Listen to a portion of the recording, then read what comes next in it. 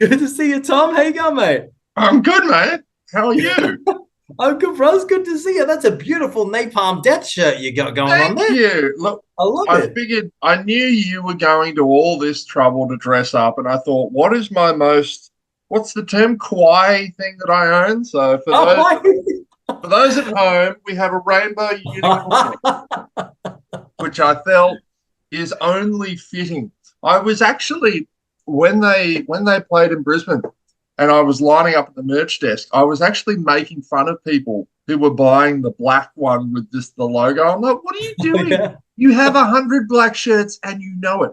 You don't have a single like teal rainbow unicorn shirt. Get the rainbow unicorn. That's brilliant. So that's an official Napalm Death shirt with the Yes. rainbow and the unicorn. That's Yep. Yep. brilliant. That's Oh, brilliant. All my love, Corpse Grinder. What a legend, right? the corpse grinder. Get Oh, it that's right. cannibal. I can't believe it. That's cannibal. I just committed sacrilege. I can't believe it. And it's all Oh, on video. I'm gonna get crucified. It's I'm okay. an imposter metalhead. That will literally be like the opening float. It will just be poser metalhead confirmed with me doing Oh, that. Yeah. poser metalhead and puts on skirt. That's exactly right. This whole heavy metal thing. I just want to be cute. The company forced me to do the heavy metal. That's what actually happened. I don't know anything about it. Actually, that's what it is. Well, I'd be like, when some of the members of Baby Metal even like they didn't even know what metal was when they started. Yeah, Yeah. So it's that was. it's interesting as well. The WWE, because I'm a pro wrestler, so the Mhm. WWE, as it's been in recent years, kind of trying to expand globally and get local talent from a lot of interesting places. But a lot of the time, what they do is they bring in people who are from outside wrestling, and then they train them to be wrestlers. So there's a story. I won't say who, and I won't say where from, but a young man walks up to Triple H behind the scenes one night at Raw and says, "So what is this WrestleMania thing everyone keeps talking about?" Wow. Fun story from backstage. Oh, allegedly, that's just hearsay. WWE, don't sue me. I am not a representative. I don't have any WWE-oriented facts. It's just what I heard. you know, it's funny. I had my first ever pro wrestling experience and it last year, and it was bizarrely at a Smashing Pumpkins concert Oh, really? Yes, just because Billy Corgan with the was the NWA? Is that who he's got? NW A or O NWO I think it's the I don't NWA, know, the National Wrestling one of Alliance. I them. think. Hmm. Oh, Um, good. yeah, and so you would literally watch a band and then turn around and there would be a wrestling ring, and with Australian wrestlers just going ham, and it's funny. Like I remember saying to someone that I remember you're 1 or 2 years older than me. I'm 38.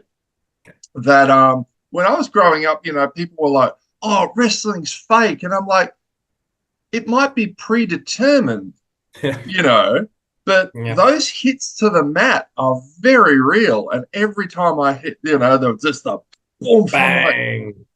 my spine. Yep, a lot of that. It's don't forget as well. Don't forget about the kicks to the head. Those are, in my opinion, they is a shin to the head is far worse than a back to the mat. That's been my experience. Ah, dear. Yeah, because you'd have training on how to kind of pull a bit of a punch. But yeah, these impacts are just. I'm thinking back to footage of Brock Lesnar stuffing up a thing and literally spear tackling his head. Yeah, Ah, yeah. That ah. that shooting star press off the top. Yeah, when he landed on his head. Yeah, Oh, and he had such awful. a massive neck that he managed to not be a criminal. Can you imagine? I remember watching that.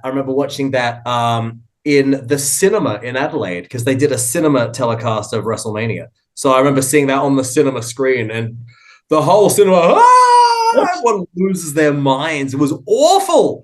We're all going, oh, poor necky neck. I thought he was dead for a minute. I was like, he's not coming back from that. Horrendous. Oi, sorry, Tom. Yeah.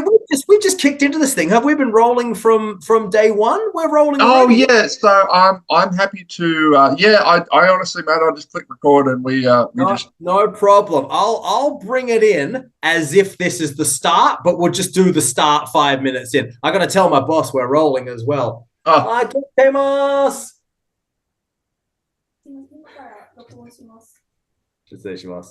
Okay. All right. Cool. So the boss who's behind this white screen knows what's going on. yeah, All right. but we also haven't gotten to any questions that I have prepared yet. So Okay. All only right. up to So you. so far it's just a chip. Well, no, this is good. This is a good entrance. I'm going to bring it in as if it's the top, but I'm bringing in the top 5 minutes in. Are you ready? All right. All right, All here we right. go. 3, 2, 1.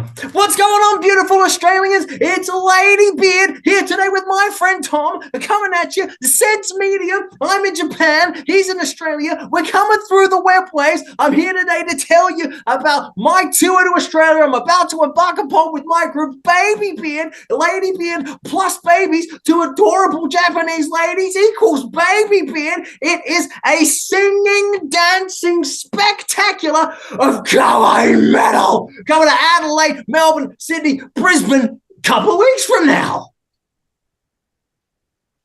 This is perfect. That went down great. That's hey. That was the whole purpose of the interview, just taken care of in 40 seconds. That's how we do it. Efficiency, in and out. That's the real right there. Like, wow. Because I've known that I remember Louis Theroux doing a bit on wrestling in Florida, and he would show the wrestlers doing their bits to camera, and they can just riff like that. Like, yep. Turn it on, turn it off. Hey, Tom, were you a wrestler? What do you think your gimmick and ring name would be?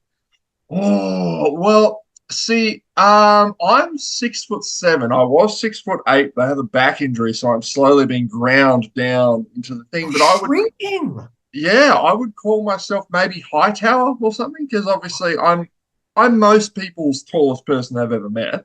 Really? Yeah. Until I see someone who's like 7 foot. You have very developed traps as well, which I'm a big boy. Oh, yeah. You're a big boy. Yeah. I was watching a video on your Facebook of you benching 150 kilos or something, and I said that's a big boy. That's a big boy. Goodness gracious. I would call you. Here's what I would do with you. I would send you into the ring, and I would have you only talk in tongues, and I would call you the Tower of Babel. That's what I would do. I love it. Oh wow! All your promos would just be tongue. It'd be yeah. I love it. Get you in the ring. The Tower of the Babel must make his Aussie wrestling debut, I reckon. Wait, I have to ask, as someone who is 40 years old and a professional wrestler, just how many kilos of ibuprofen are you on today alone? Listen, first things first, what you going talking about my age, my friend? You don't know. Hey, look, we don't need to bring numbers into this like it's some kind of maths contest. What are we doing here? There's no need for that. And again, my grams of ibuprofen. Look, listen, hey, it's very easy to talk about amounts as if they should be measured and dosed out with equity. But look, the important thing is we're all here to have a good time. That's the most important thing. You're sitting there going, how much is a trowel worth? Has this been a trowel? Have a spade. That's when I talk in tongues. 1, 2. Come up looking like Tony Montana from Scarface. I'm good. I'm ready. Ready to go.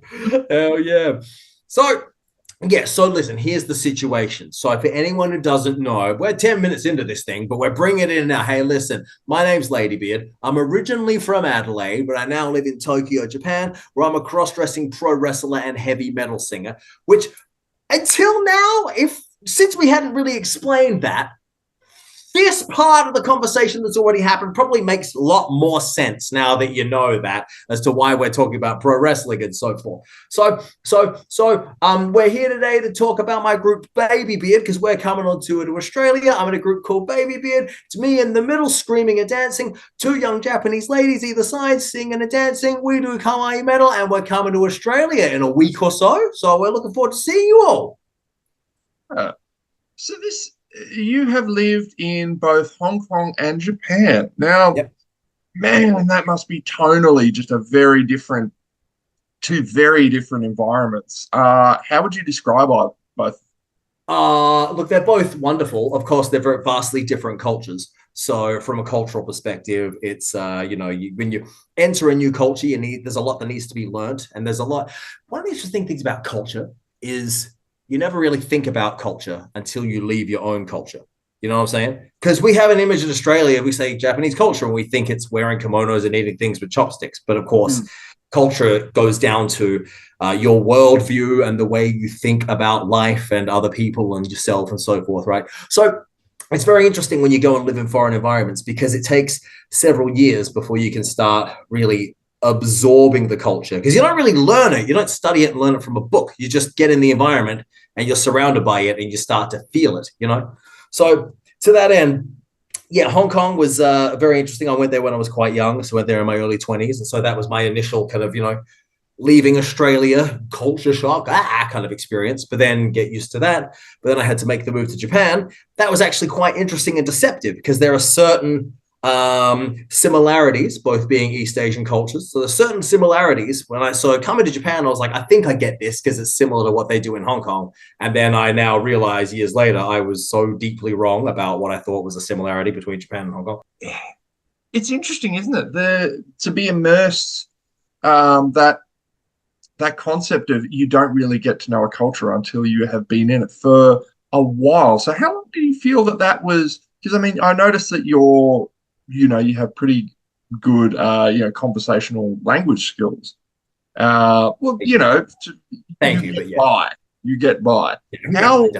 How long did it take for you to, I guess, finally start to feel comfortable living in different environments?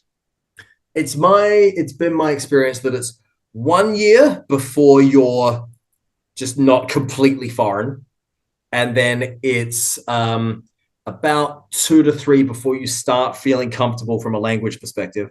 It's about 5 before you stop feeling like you just have no sense of what's going on around you at all.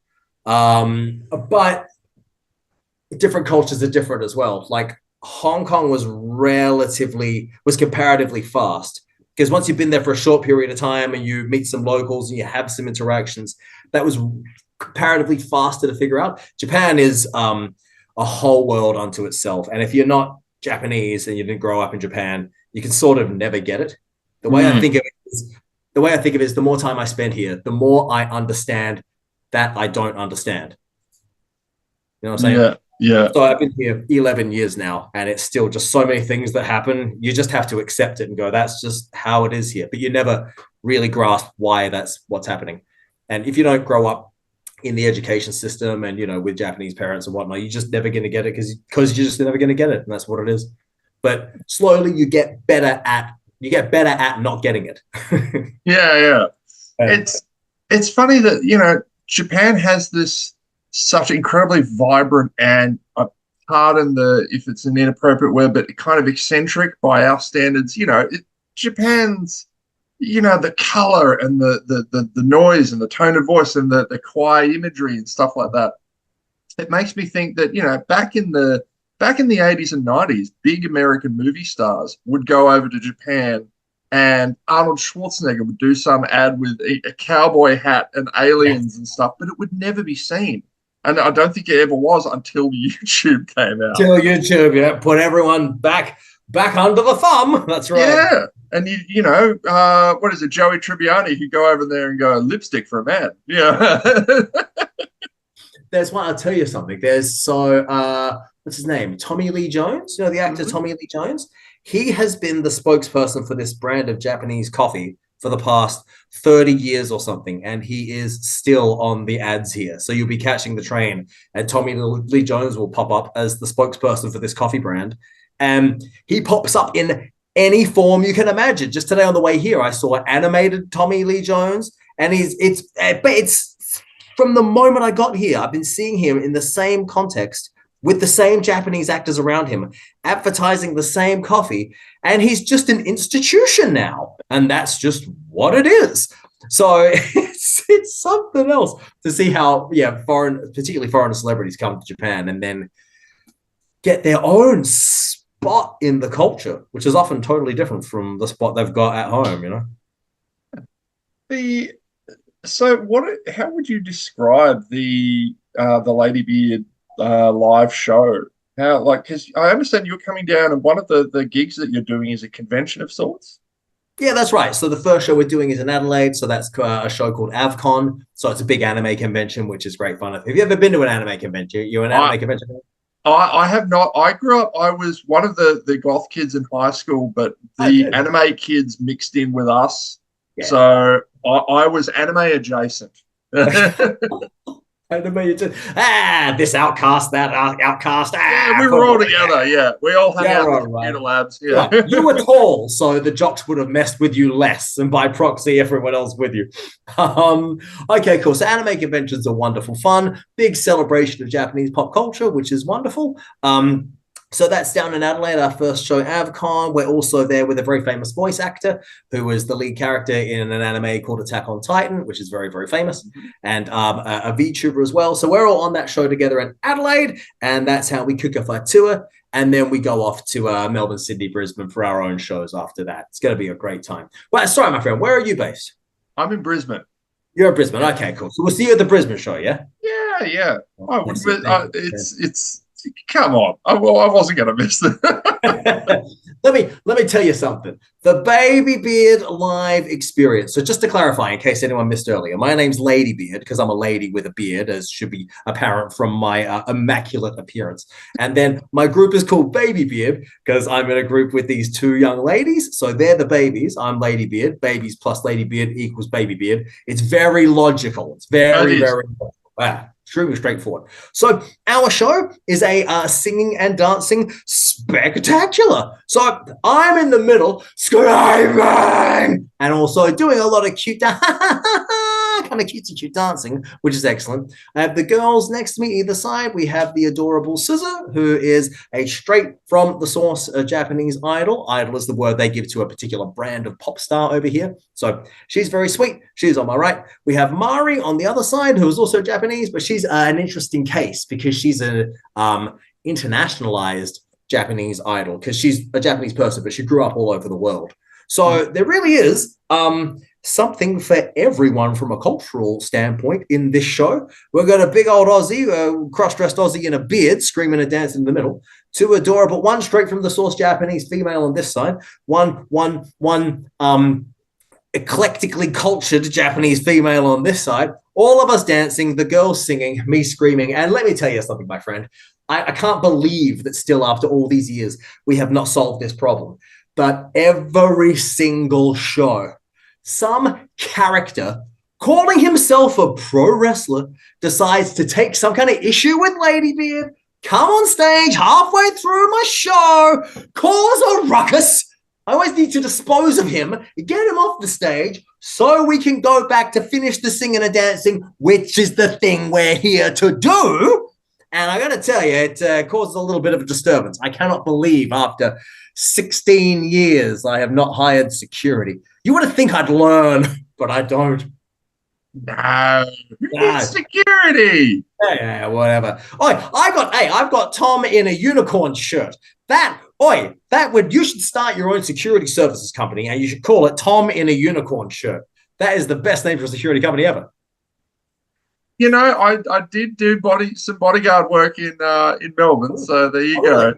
Bodyguard. Well, bodyguard and security detail stuff. One of my clients was bizarrely with Jeffrey Rush. Yeah, loved a cigarette. He was a cracking smoker. He was yeah. This was pre 2013. Really? But he'd just done a performance of the Importance of Being Earnest. So we were there. It was their after party, and it was in the centre of Melbourne, and the fireworks were going off. And I told off Simon Crean for violating liquor laws. Remember him? Yeah. Really?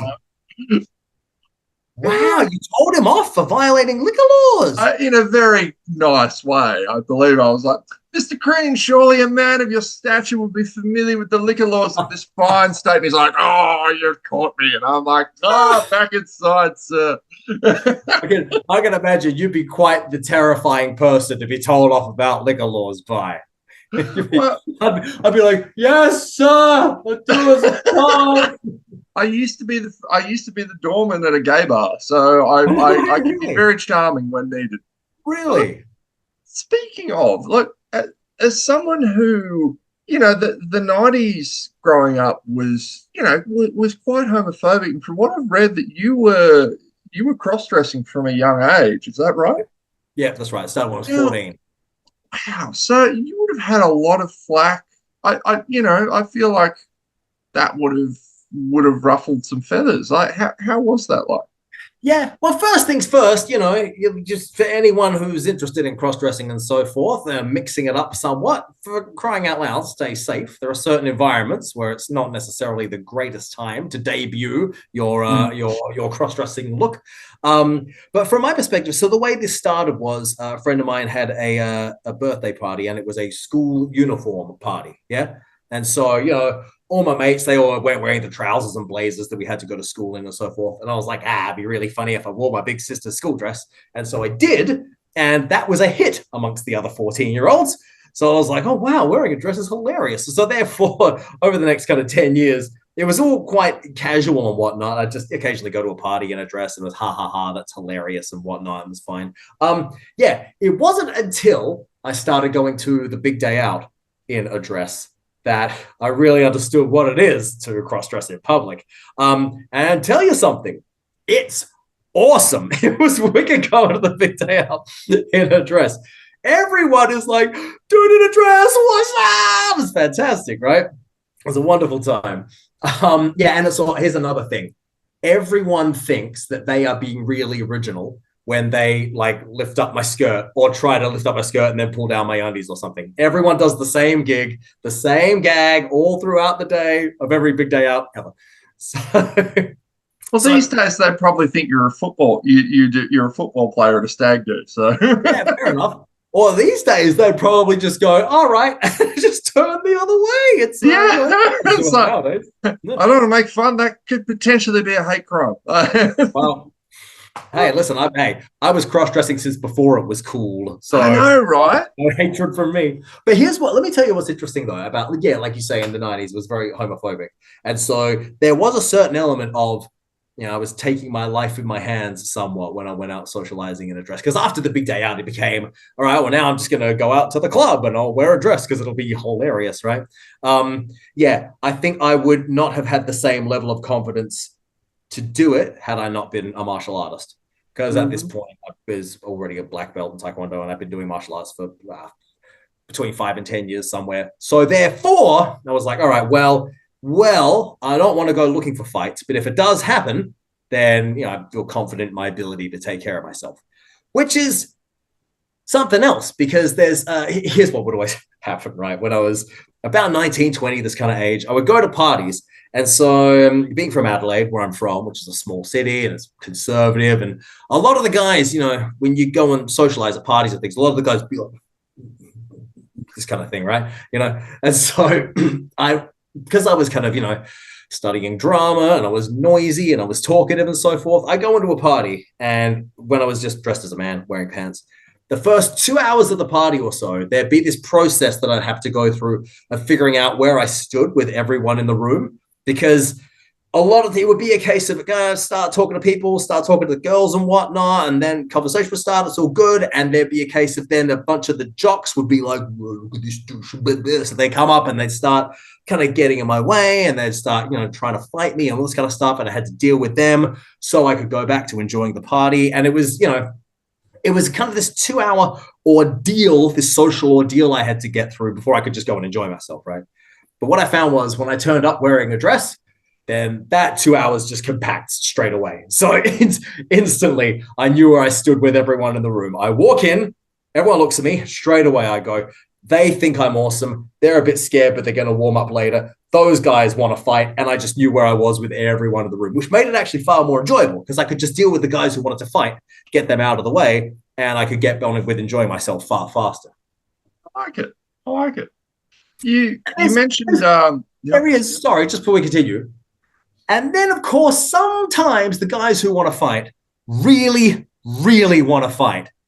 And like I say, I was a martial artist. And there's something spectacular and beautiful to behold about some homophobe jock getting in the face of the guy wearing the skirt and then getting knocked out with a jump spin kick. It's a thing of beauty in front of all his mates. You know, he's never letting that down ever. So you mentioned you're a black belt in Taekwondo. Yeah, mate, yeah. Did you ever consider doing a proper martial art, or? I did other ones as well. Don't worry, that's where I started. I suspected that was coming, actually. It's tell you what, Taekwondo is an unpopular art to do nowadays. If you come from Taekwondo, everyone's like, duh. No, I've done a lot of them. I went through Taekwondo, had my Taekwondo days, and then I went into capoeira, which I assume is also considered not an actual art, but you know, it's very visually spectacular. Slightly more dignified, yeah. And then I went into Muay Thai and then Jeet Kune Do and some freestyle grappling and Kali and a lot of things after that. Mate, you are 6 feet tall. How do you fit in Japan? Look, there's a lot of this. Mm-hmm. A lot of this when you get to doorways and arches and things. Let me tell you, this is the worst thing. I'm at the exact height when arches and whatnot, they're high enough that I can't see them a lot of the time. So I can't see them and clock that I got to duck. But they're also not high enough that I can just pass through freely. So I always get this number. I'm going walkie, walk, and I'll pop my head up into the bottom of an archway. So I perpetually have a little cut right on the top of my head, and it bleeds and whatnot because I just nailed the top of my head on archways all the time. In my old house, it was a sliding door, yeah? So it had the little bits that the thingamajig would slide through. So this thing was always cutting the top of my head, and I was like, always bleeding out the skull. It's horrendous. But when you come to Japan, you won't have this problem. It'll be very clear that ducking is on the menu every doorway you see.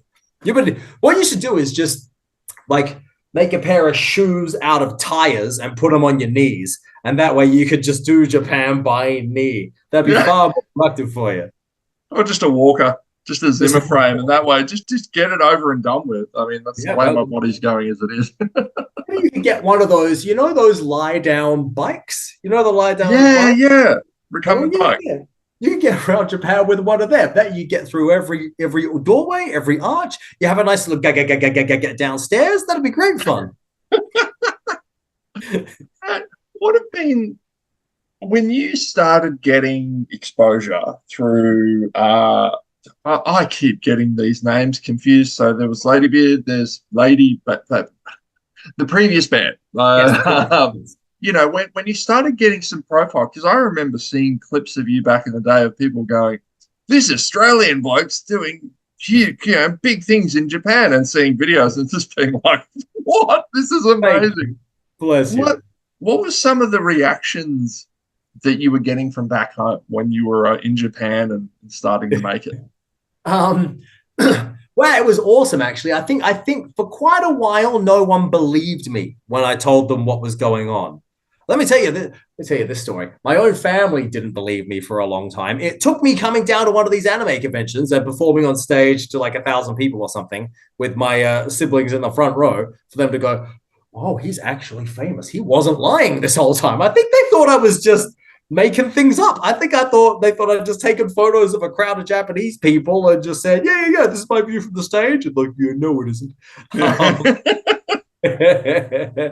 Nah, it was good though. I mean, it is my opinion that so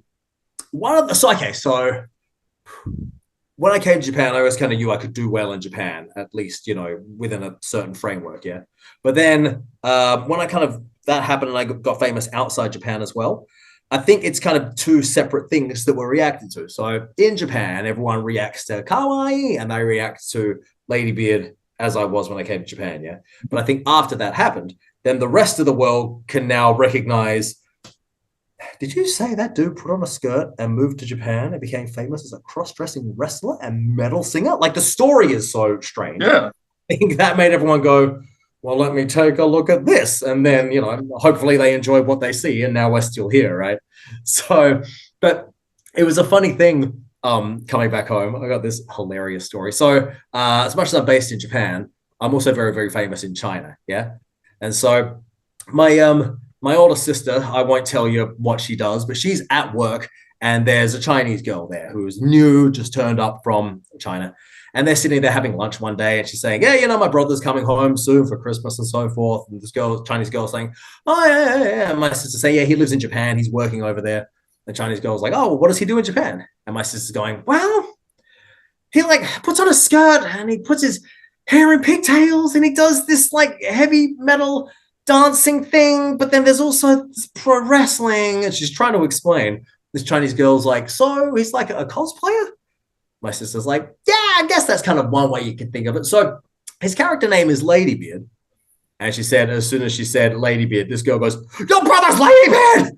I went, "He's so famous!" I just lost her mind. So that was the moment when my family went, "Oh, it's the real thing." Oh, that's beautiful, man. Yeah, it's lovely, actually. Look, And then mate. she calls me. She's like, "You're not going to believe what happened." And I'm like, "Yeah, I told you." She's like, "Yeah, but I thought you were lying." Mate, there are worse ways to make a living. You have found a niche, and God save me, you are doing well. So Thanks, bless my you. man. I'm very grateful. Bless you. Thank you very much. Yeah, there are worse ways to make a living. This would be a worse way to make a living if, like, your living was you had to throw a rope over a pipe that is at the top of a roof and then scale your way up a rope specifically to pull off slugs off the bottom of a pipe. But then those slugs were actually a Siberian plague slugs. And if they were to bite your finger, then you would lose your whole hand. So you had to be very careful using a pair of slug tongs to actually extract them from the bottom of the pipe, which would be a problem because in wintertime, sometimes they would freeze to the pipe. So now you need a blowtorch and your slug tongs at the same time. You have to do this 18 hours a day. That would be a more difficult way to make a living than what I do. It is oddly specific. Yeah, well, yeah. No, yeah, well, yeah. Boy, hey, listen. Listen, you could also work at Bunnings. That'd be tough. That'd be tough. Tough. Hey, infinite respect if you work at Bunnings. That's a hard job you've got. Hey, look! I'm not knocking the red apron at all. I love the red apron. Hey, anytime I need to measure something, they've got my back. 100%, 100%. This has been wonderful, mate. Thank you very much for your time. And Thank you, Tom. yes, I will be seeing you. I'm seeing you in Brisbane. Let me Yes. give it a quick plug before I get out of here. Dear friends, the Babybeard Adorable Assault on Australia tour is coming your way. We have June 28 until 29, 2030. June 28, 29, 30 at AvCon in Adelaide. July 1 and 2, St Kilda Town Hall, Melbourne. July 3 and 5, Paddo RSL in Sydney. And July 6 is at the Hanrahan Theatre at Villanova College in Brisbane. So I look forward to seeing all of you, my beautiful Australians. Come on down. A little bit of heavy metal, a little bit of Japanese kawaii, a little bit of shenanigans and hijinks, and who knows what might happen. I look forward to seeing all of you there. I am Ladybeard, and I love Tom. Outstanding.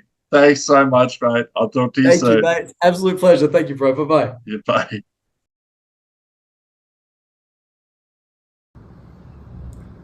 I'm drawing my friend Tom, who I just met from Sense Music Media Australia.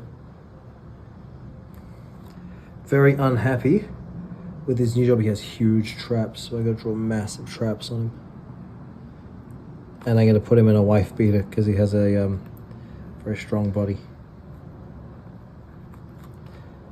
Big old shoulders, as you can see. This is his new profession, in which he has to pull slugs off a pipe with a pair of slug tongs.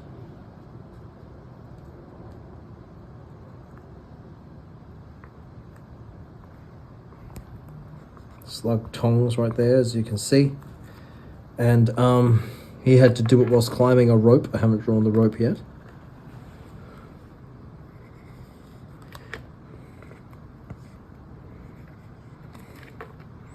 There is the rope, which is wrapped around this pipe. more than once. And he's doing it in a Ladybeard-esque skirt because he clearly is into that idea. And he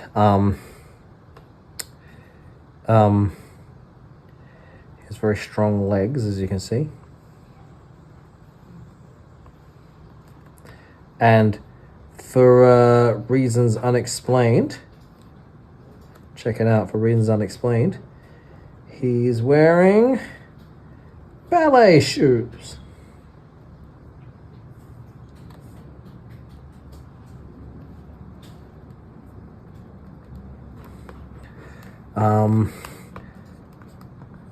Tom's new career.